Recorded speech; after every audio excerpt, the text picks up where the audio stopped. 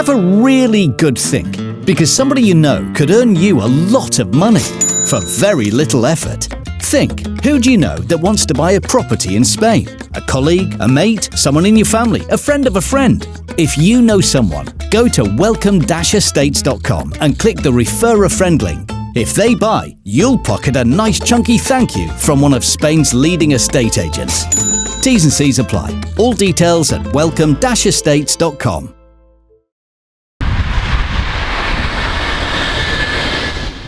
Hey up, Julian. We're recording.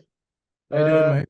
Hello, all you hardcores. Hope you're well. It's Big Porky here. A few tech issues. Got a new computer. Don't know how to work it.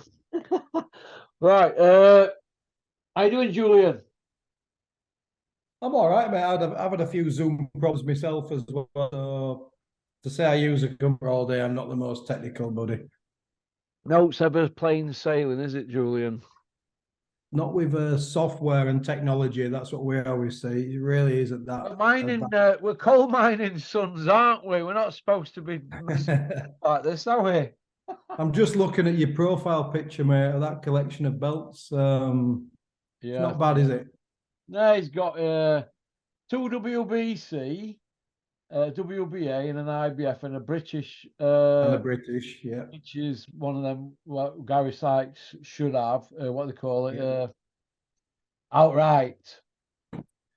Gary Sykes should be classed as an outright, shouldn't he? But he ain't, obviously, because there's a technical issue not a technical issue, a clerical issue in it. Yeah, yeah. Where do you want to start? I mean, I know we've done it before, but yeah, ultimately they didn't recognise Akario Watson as a mandatory challenger, but they didn't communicate that to the boxer and the trainer at the time. We don't believe that to be the case, but how do you go up against the border control when they just pull the shutters down and just not interested? Simple as that. Yeah. I hope one day that they have a pang of conscience and they realise that they had somebody who was really proud to be a British champion, put on some tremendous fights, never ever ducked a mandatory. I mean, can you say that about most fighters now? Sykes never ducked a mandatory. Johansson, who we knew was a mandatory, Buckland, who was a mandatory, and later on Liam Walsh, never ducked a mandatory, mate. Yeah, it's bad. And I sometimes look at Carl's career and I look at Gary Sykes's, and I think ability-wise, there's nothing. There's no in it, is there? I think Carl would be the first person to tell you he wasn't the most technical or the most naturally gifted, but he made up for it with hard work rate, toughness, and everything else. But I think the one thing, listen, I'm not going to say that Sykes was on the same level as Carl, because Carl went on to become an elite fighter and the best in the world at one point. But the one thing about Carl that Gary didn't have was Gary was very quiet, but Carl had a kind of arrogance about him in the early days that made him quite watchable. And I think he knew how to, even though he wasn't as mainstream as some of the other more flash fighters we've got nowadays who are not half as successful, he certainly was better in front of a camera than Gary and better at selling himself and probably better at irritating other boxers to the point that he made some good fights. So it's one of those things, boxing, isn't it, as you know, and Gary didn't help himself as well, and he'd be the first to admit that. But the one thing that he did always set his sights on was winning a belt outright. And he did absolutely everything the border control asked him to do. And I do hope that one day that the border control will look and say, listen, even though we hold our position that Carl Johansson wasn't the manager challenger, we put him in 2 eliminators against Anthony Crolla, and Crolla stepped out rather than fight Johansson. And then against Prescott, and Prescott also stepped out rather than fight Johansson. So by default, there was nobody else available to fight eliminators who wanted to fight Carl Johansson. So by default, he should have been the mandatory challenger and given Gary his belt outright. And they've got to sleep on a night, ultimately. And it's just, it makes a mockery of the sport. It makes a mockery of, you know, what people like Gary sacrificed to boxing and what that being a British champion meant to him. And you got fighters now, most of them don't want to fight for British titles, though they've got vacant belts in every other division. And it's just such a shame. And I genuinely don't know how the border control can sleep on a night, because the funny thing is, I know obviously the Sykes thing don't come up that often now, but when we spoke to board officials, and just out of respect, I'm not going to mention those board officials who they were from the central area, and they came to collect Gary's belt and they said he had to beat Liam Walsh to win it outright. We says, we've already won it outright. And one of them was a well-known official. And he said to me, listen, I know you've won it outright. As far as I'm concerned, you've won it outright. I don't understand Robert Smith and the board's stance on this one. Yeah. And everybody was like really surprised by that. And of course, as you know, Robert Smith told Gary that he had to win that fight against Liam Walsh while he was gloved up and 5 minutes before he did the ring walk, and it just fried his head. Yeah, Robert Smith was put in a difficult position, but he could have handled it a lot better. And Gary Sykes, it was, for me, it's one of the biggest injustices in boxing, not just because I was involved, because ultimately it was Gary's belt, not mine, but because he deserves to be an outright winner of the Lord Lonsdale belt. And I just think it's shameful that they treat him like that. It's disgraceful. And I won't go into detail, but they make some pathetic token effort when Christmas comes round to help Gary out. And they need not bother, honestly. If you're watching this, don't bother. His friends look out for Gary, and that includes myself. But what you should have done is you should have had a board meeting, and sometimes in history, you know, you're allowed to go back. Committees can go back and make retrospective changes to decisions they made at the time when they had more information. And they should retrospectively mandate Carl Johansson as a super featherweight mandatory for Gary's title. There's also a massive injustice and a massive shame on them for not recognising Carl as such, if that was the case. And they should go back retrospectively, make it right, and award Gary Sykes his belt outright. Right. I agree with what you said there. You put things a little bit more elegantly than me, so I'm just going to say it Porky style. Right, let's get to the nitty-gritty. Gary Sykes had to defend the belt, win it and defend it 3 times to be classed as an outright British, which is a big thing in British boxing. To be a British champion is like mesmerising, and back in the day you were a superstar, weren't you, if you were a British champion in any way? Massive. To walk down the street. It lost its coolness in late 90s, didn't it? But up to then, if you were a British champion, you were good, weren't you? So he had his defences, and the last defence should have been, what were the kid's name? But it didn't happen, did it? Well, what happened was you've got to have 4 successful British title fights, and 2 of those were title wins and 2 of those were title defences. So he had a voluntary defence against Kevin O'Hara, and then we thought was a mandatory defence against Carl Johansson. Right, let me just stop you there, Julian, right before you carry on. Right. Are you telling me Carl Johansson ain't a better defence than that kid? Right, Carl Johansson, who really were a world-class fighter, but matched poorly by Maloney, wasn't he? A world-class fighter, a freakish puncher. Kevin Mitchell will tell you that one. Could he punch? Massive. I've seen him spar in my gym so many times, and even Josh Warrington and Flanagan and Coyle used to shit themselves sparring with Tom. Yeah, Tommy Coyle, a lot of them. Warrington sparred him, hadn't he? Loads of sparred him, hadn't they, right? He was real deal, wasn't he, right? And when he fought Gary, what, he's 39-5? It was an absolute beast. He'd just been. What he were? I'll have a look on my phone here. What he were when he fought. I can't quite remember, but I know he'd. So they're trying to say Carl Johansson weren't worthy of fighting for a British title, a belt that were way past him back in the day. He'd already done British, done European, hadn't he? Carl had already won the belt outright, and then he was, as I've said, he was put in a final eliminator to fight Sykes against Anthony Croller. Croller moved up to lightweight. He didn't want the Johansson fight for whatever reason. That would have been too much, I think, for Anthony Croller at that point. So that left very, very few people. So right at that point, Russell, the board should have said, Croller stepped up, Johansson is a mandatory. But clearly they didn't want to do that. 30 and 4 he wore. Yep, 30 and 4, and then 30 and 4, and he's not worthy of that's not worthy of a voluntary. He's a voluntary one, aren't we? Yeah. Or mandatory? Well, they said he wasn't worthy. They said he wasn't a mandatory. Right. They're saying that were a voluntary.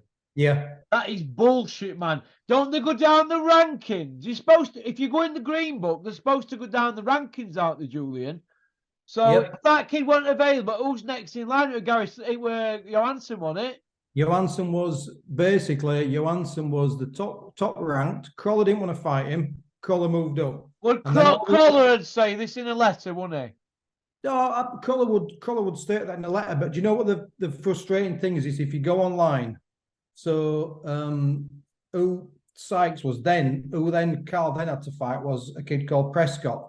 John, forget his name, Prescott, whatever. It's because it's been a long day. So Carl was then, to insult Carl, instead of saying, right, Crawler stepped out, we're going to mandate you, they then trawled down the rankings to find anybody who was fit enough, who was worthy enough to fight Carl Johansson, instead of giving him the outright shot. And then they found Prescott and Truscott, Paul Truscott. And Paul Truscott, he stepped out of the fight against Carl Johansson. And then at one point we tried to get Truscott as a voluntary because we didn't want to fight Johansson, I'll be honest, because that was a dangerous fight for Sykes, having been knocked out in prize fighter. So I thought, well, we'll go the alternative route. We'll fight Paul Truscott. Maybe we can then fight for European. But no, the border control said, you have to fight Carl Johansson. That's what we were told. So that's like mandatory then, isn't it? If they're forcing it on you. Truscott went on record and said, I'm going to opt out of fighting Johansson. And I realised, and I've got the online story, it says, I realise now he's been mandated and I've lost my chance now by stepping out. So the border control said to us, you cannot fight Paul Truscott. You can't fight him.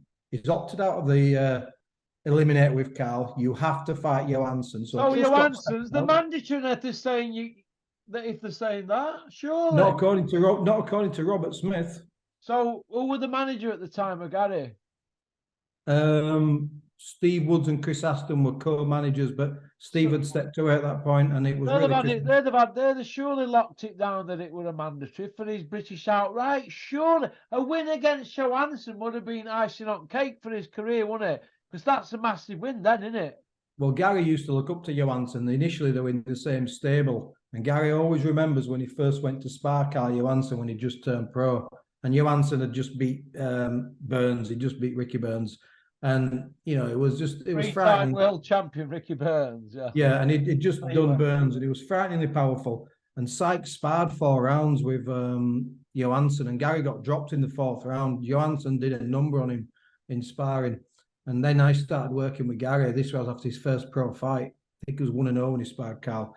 And Gary's like, God, he goes, he's a beast. He says, if I ever got a chance to share a ring with Carl Johansson, he goes, I'd be like, wow, I don't think I could ever get to that level. And he says, you'll get there, Gary. You'll get there. So we got to that level. Gary obviously became British champion. And then when he was fighting Carl Johansson, it was like for us, because we knew Carl and the guys, you know, I knew Martin Williams, who was his trainer at the time. And we were so humbled to be fighting Carl Johansson. We just thought, wow, these were the guys we looked up to, you know, when Gary was turning pro. He was a superstar around there, wasn't he, Johansson? Johansson was a big name, such a nice guy. And we just feel like, wow, we're fighting Johansson on Sky. And this is just like a dream moment for us. For Gary, he's like, God, I couldn't even do 4 rounds of him when I used to spar with him. It was terrifying. And then the border control now are turning around and saying, no. Well, they said it actually at the time, 2014, a couple of years after Gary beat Johansson, they just said, no, it wasn't a mandatory. It's like, what do you mean it wasn't a mandatory? Then I've had letters from the border control when I've challenged it through your channel in the last 12 to 18 months saying, all parties were informed this was not a mandatory defence. All parties. Well, he didn't tell the boxer, he didn't tell the coach, and Chris Aston wasn't aware because Chris Aston, he thought it was a mandatory. So who are all parties? Who was informed? Because I wasn't informed as his coach, and the most important person who wasn't informed was Gary Sykes, the boxer, the British champion. Good old Robert Smith, eh? The Albert Trotter of the Navy Sea world. Hey, he wouldn't budge. I spoke to him so many times. He wouldn't budge. Robert Smith, you've been in the board now since 2008. That's 15 years.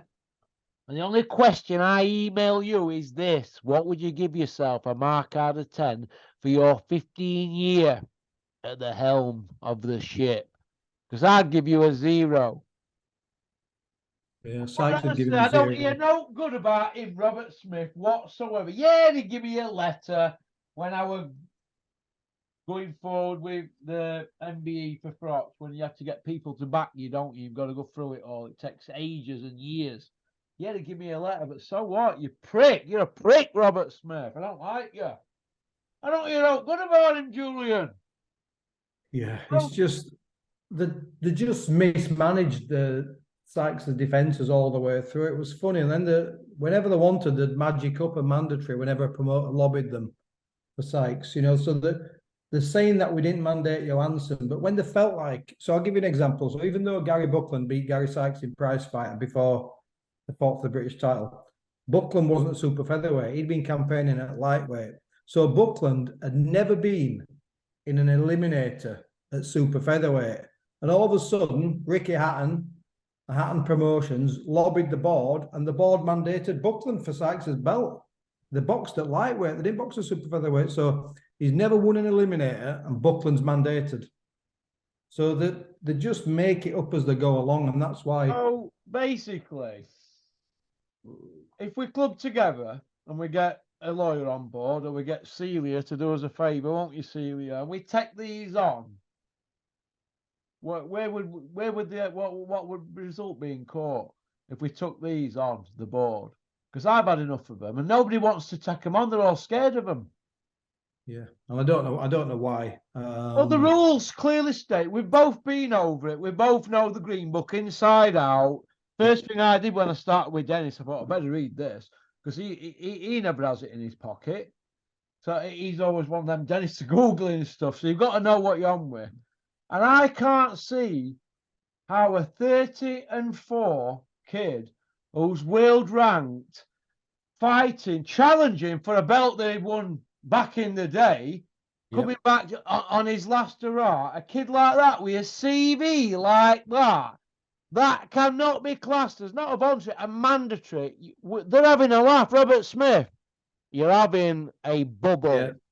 So Crawler, I don't want to fight Johansson. Paul Truscott, I don't want to fight Johansson. So there's no one else to fight Johansson. So Johansson wasn't a mandatory.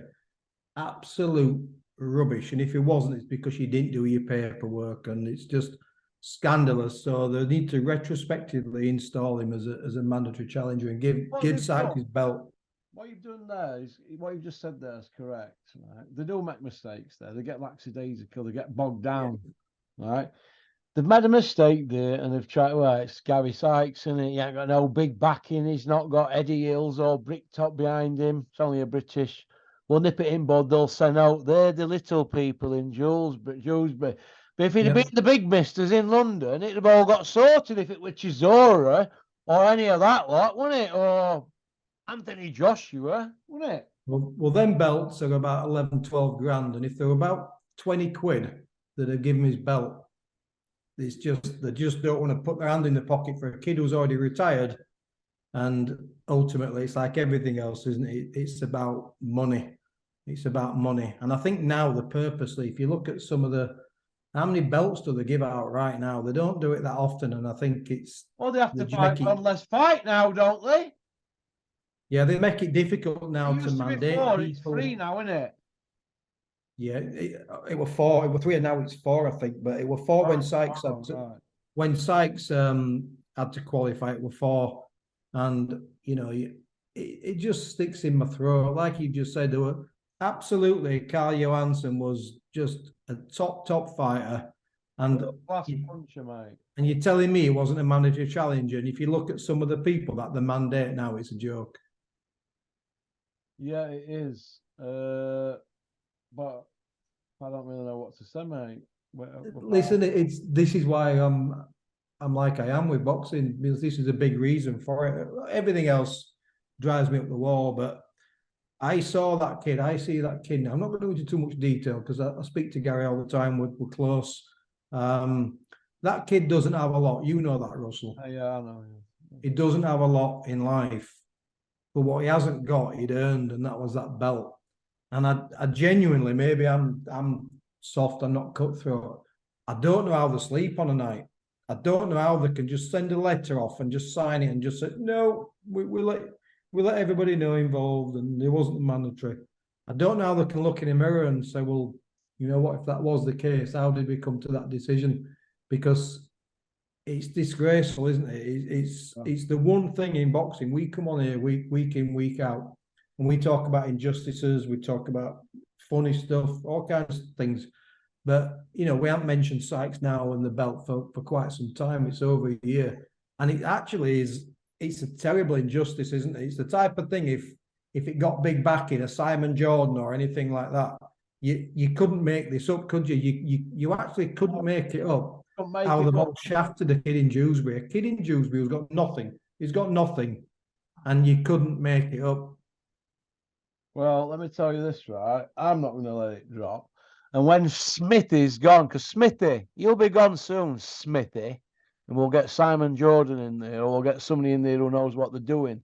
Somebody who's got a bit of a heart and ain't going to be like you, everybody's chum, eh? Because we know about. You know what frustrates me, Russell, and I know I'm like a stuck record on this, but what frustrates me is Amir Khan, Tony Bellew, David Price, all these guys, you know, Tom Broadhurst, all these guys, they were all teammates of Sykes. They all trained together. They all travelled internationally together. They all know each other. They're supposed to support each other. And why these big name fighters haven't lobbied the board or lobbied their promoters to lobby the board to put this right and to get Sykes that belt out right. They're just spineless, aren't they? I can't look at them the same way. I just think, you know what? If this were a work colleague of mine and they'd done something unjust, even if it put me in a difficult situation at work, I just think you have to do what's right. You have to look in a mirror, don't you? You have to say, you know what? If I were Amir Khan, you know, or Tony Bellew, you know, I see these border control people all the time. I remember Sykes, who was a good kid. We used to train together. Amir Khan used to room with Sykes. That, you know, they'd go fighting abroad and they'd share a room and stuff. And you'd think they'd have the decency, wouldn't you, to say, nice kid with Gary, love the kid with Gary. What's this about the belt? Oh, that's a bit shit. And you'd think they'd lobby the board, wouldn't you? And they'd get on. Because if it were one of the teammates, as you just said, if it was one of their group, they'd be doing just that. So border controls let Gary down, and his old teammates have let him down. These guys with really high profiles in boxing. And there's only me and you, whoever talks about this now. No one else talks about it. And it's shameful, really, isn't it? It's an absolute shame. And if anybody who's now watching this thinking, oh, what's this? What's this story? Have a look online, do some digging online. I'll send you some links. It's horrendous what they did to the kid. It's actually horrendous. Do you remember, Julian, when Bricktop and Tony Bellew, the disappearing man, fell out and it were all getting a bit heavy with legal stuff? That were all over Commonwealth, wasn't it? If you remember back in the day when I remember vaguely. Giving up the belt and all that and blah, blah, blah. And Bellew squealed like a stuck pig, and quite rightly so, what they tried to do, because I didn't agree with that. Now, this is even worse because he's won a British outright. Akario Watson at 30-4, just because they can't get their clerical issues right, because it's a last-minute replacement and all that. Akario Watson, all they would have had to do would just log on to their portals. Yep. That's a mandatory. Akario Watson, 30-4 record, world ranked, higher than everybody. Nobody wants to fight him. He's the new mandatory. They knew that, but they just forgot to click it on, because they know the boxing. They're not stupid. Oh, they know the boxing. And they've hoped it's going to go away, and it ain't going to go away. Smithy. No, they know the boxing. I see you at a Dennis show, Smithy. Yes, you hide from me, don't you? You wouldn't tell away Connor. It's that thing, though, isn't it? You know, Gary was a 3-time national champion in the amateurs, so he was all about fighting for his country. And then he boxed for England, which was, you know, before we became GB in the day. He boxed for England 14 times. He represented England, you know, all over the world. He stopped the American champion. He beat the Australian champion. He boxed the Cuban. Sykes boxed the world number 2, Vitaly Tejbert, who was an Uzbek. He went all over the world and fought some of the best kids, representing his country. And then when he turned professional, he wanted to do the same thing again. He says, I want to be a national champion. I want to be the British champion. I want to. That's what I'm about. I'm about my nationality. I'm patriotic, and that's what I want to do. So I wanted to be consistent through the amateurs all the way through the pros and become an outright winner of the belt. And when you look at what he's actually done for his country and what he's done for boxing, and to treat him like that, utter scumbags. Yeah, it is. It's bad, isn't it? Bad as it gets, mate. It's as bad as it gets. And how's Gary now? Is he? He's all right. We generally see each other a couple of times a year. He'll call up here. He'll have something to eat, or I'll meet him for a coffee. Gary's Gary. Gary will get in touch with you when he wants to. So there might be times when we're texting most days, and then I won't hear from him for a month. It just tends to be like that. But ultimately, we get on well. There's a lot of love there, and if he needs anything, he just knows he just needs to pick up the phone. Yeah. And I help him out, which sometimes happens. Yeah, it's just a sad ending for him, though, isn't it? Really, it's awful, mate. He's genuinely, you can see I get emotional about this. I could actually cry when I talk about it, because you try. Hate's a powerful emotion, and I don't believe in hate and all that type of stuff, and jealousy. I don't possess the jealousy trait, because these are powerful emotions to carry around with you. But whenever I think about boxing, I just think about Sykes, and I think about what they did. And, maybe an element of that is myself looking at myself and saying, did I always give him the best advice? Did I always do the best I could by him? And I'll own that, because me, I'm a man in the mirror kind of guy. Yeah. But I'll always look at that. There were some decisions I were involved in. I thought maybe I could have stood firm. A couple of decisions I didn't agree with. But ultimately, he took care of his mandatories, and he took care of his defences. And he did what was asked of him by the Board of Control. And is just, so what we're saying is, and I'm not disrespecting Gary Buckland, because he beat Sykes on points, but what we're effectively saying is Akario Watson, world ranked, outright winner of the Lord Lonsdale belt. Crawley didn't want to fight him. Truscott didn't want to fight him. Nobody wanted to fight him. Absolute hellish puncher. We're saying that Akario Watson wasn't a mandatory, but Gary Buckland, who at that time had never really fought an eliminator at super featherweight or really beaten anybody of note in a 10 or 12 rounder, he was a mandatory. He was worthy of a mandatory, but Carl wasn't. That in effect is what the Board of Control are saying. Well, they're off their heads, aren't they, for saying that? They've given Ricky Hatton a touch there, aren't they? Saying Buckland's a mandatory, when really, I mean, Buckland beat Sykes in a 3-round contest. I mean, prize fighter happens. It was not a super featherweight. It was irrelevant to the super featherweight rankings. It's just one of those things. But it's like a fight.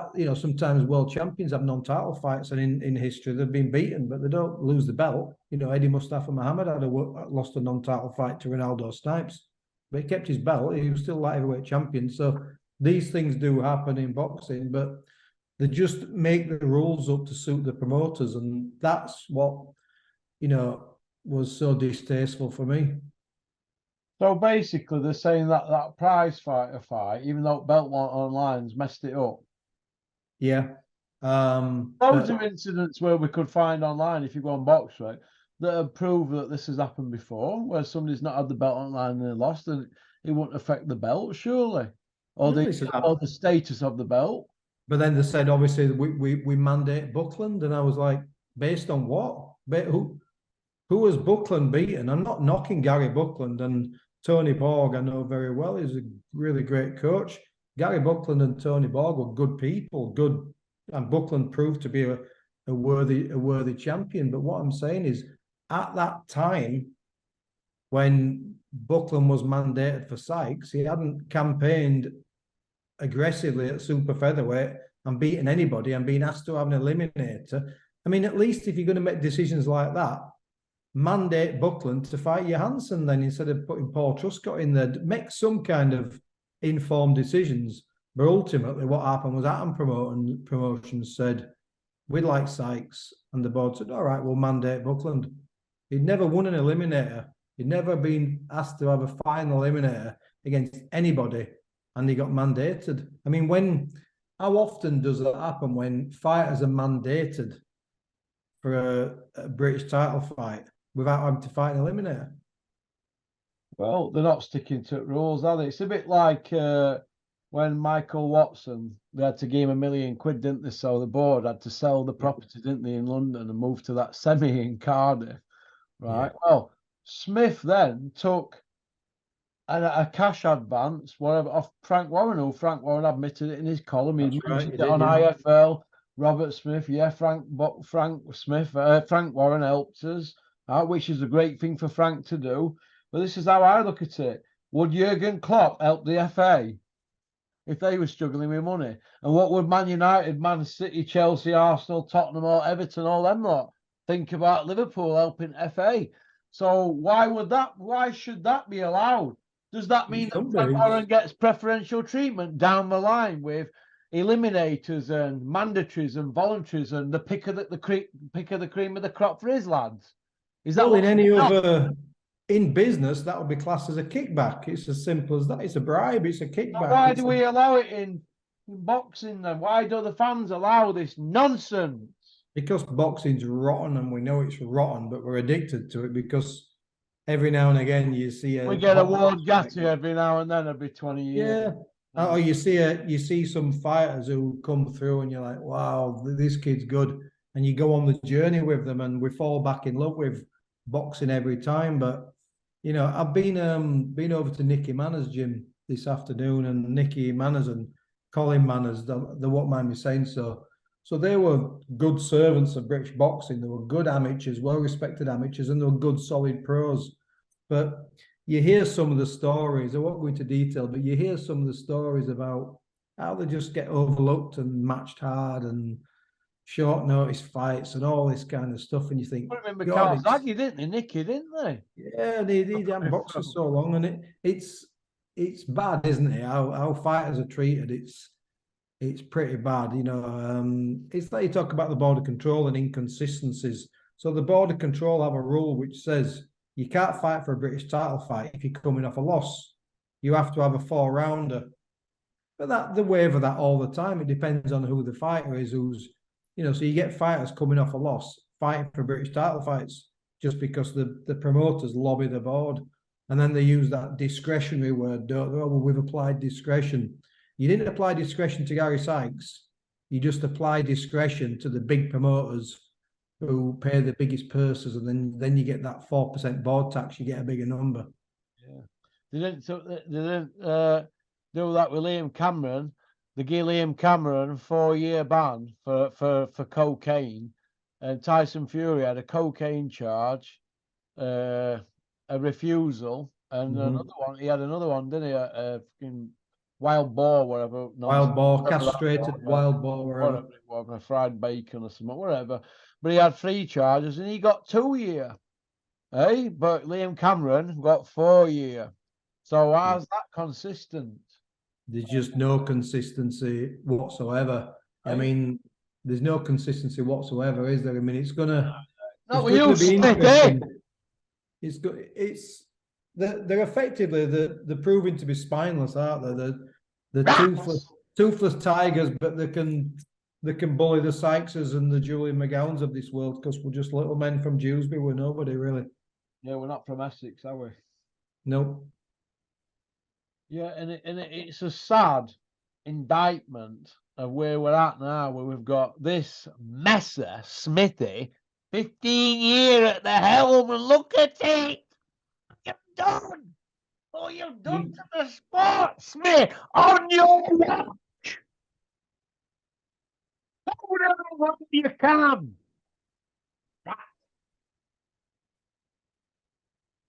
Sorry about that, Julian. You know, I lose me cool. No, you're entitled to, mate. It's, you know, people say we're still talking about it. What are you still talking about? It's like, do you know how big an injustice is? This is with Sykes. It's like if you had a family member who got found, prosecuted and found guilty for murder, and they were doing life, and you knew damn well they hadn't done it. You know, you're going to turn around and say, "Oh, all right now. That was a few years ago. Just, it's done now. Accept that decision. There are just some decisions that are immoral and wrong. And you have to just keep bringing it up all the time, don't you? You just have to bring it up. I can't explain how many times I rung Robert Smith, spoke to him, how many letters I've sent to the Border Control. It just become futile, and I can't respect them. And the thing with Robert Smith is he's an ex-fighter. He was decent pro, was Robert Smith, and it's like, can't you see it from a fighter's point of view? What happens when you cross the line and you go down that dark path where you just become effectively, you just won't move and you won't fight. Ex-fighters should always favour the fighter every single time. Yeah, I agree with you, mate. I agree. And I don't know what we're going to do with this Smithy guy. He's got to go, man. He's got to go because, when somebody's in charge of something and things are going wrong, somebody has to be held accountable, don't they? For example, absolutely. If I was missing up there where I'm in today, right? Yeah. I'm going to get blamed because I've got the keys, the whole cameras up, whatever. But if something's gone and the cameras don't pick it up, it's going to be, well, it's gone. You've been here. Where's it gone? It's going to be down to me. Do you know what I mean? I have to be held accountable, same as you do with what you do, and vice versa. If I say something on here untoward, YouTube will hold me accountable. And Robert Smith doesn't seem to be held accountable for anything, does he? Like, I've got a bus lane thing over there, and fines you get. I get a bus lane. I had one a while ago. Yeah. You think you're nipping in, don't you? But they get you to pick your reg up, don't they? And you're held accountable. Fine. Smith don't seem to be held accountable for his mistakes, and there's whopper after whopper after the massive one. They're like gargantuan. I mean, who voted him in anyway? I mean, what's the voting criteria? The vote themselves. There ain't no voting, is there? Yeah. Can you just imagine? You just appoint yourself. You just appoint yourself as the general secretary. Is that how it works? It's like Al Capone appointing himself in charge of bootlegging.